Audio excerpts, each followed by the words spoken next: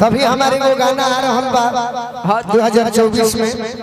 ऐसे कि लालू जी भी अस्वस्थ रहिला, जब तबीयत खराब रहेला तो हमनियों के चिंता हो जाइला कि शायद बड़ी अच्छा ना लगे।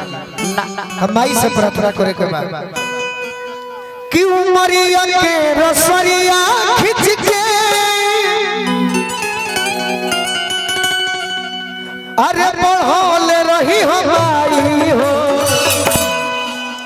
तो हमारा लालू चाचा के जियवले रही हमारी हो, हमारा लालू चाचा के जियवले रही हमारी हो।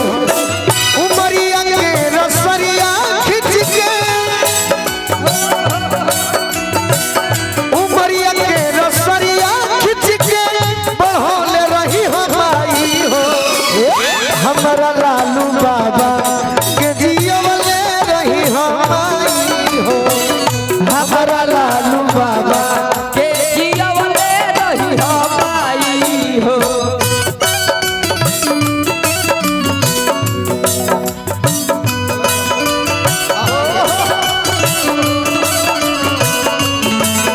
ललन भैया की ओर से जय हो। स्वर्गीय परमानंद राय जी के नाती ललन यादव जी की ओर से बहुत बहुत पुरस्कार के जियवले रही हमारी हो, हमारा लालू बाबा के जियवले रही हमारी हो।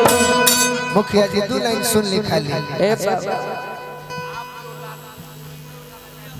सब हम सुना देते नहीं, धीरे धीरे नया बाये से सुना होता नहीं ना एकर के। अच्छा ये गाना छोड़े ला एक बार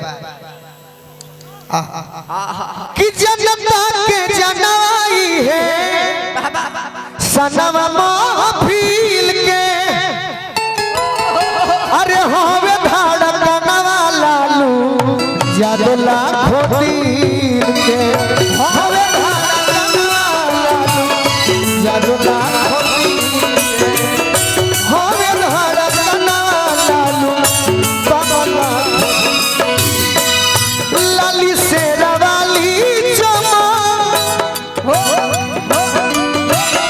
लाली से रवाली चमा कौन रही हमारी हो। लक्ष्मण यादव जी हम ही हैं माई से प्रार्थना करो, लाली से रवाली चमा कौन रही हमारी हो। वाह अभी 100 बरिस 200 बरिस ना कम से कम ऐसे गरीब के इज्जत बचावे खातिर कम से कम 1000 बरिस। अरे हमारा लालू चाचा के जियवले रही हम,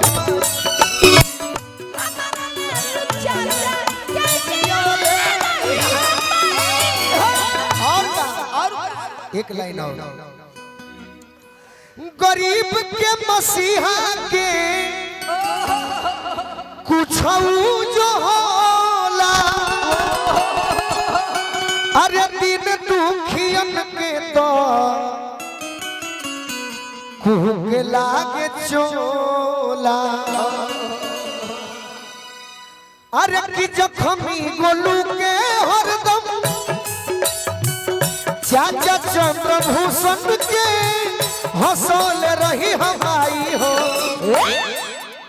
अरे हमारा लालू चाचा के जियवले रही हमारी हो, हमारा लालू चाचा के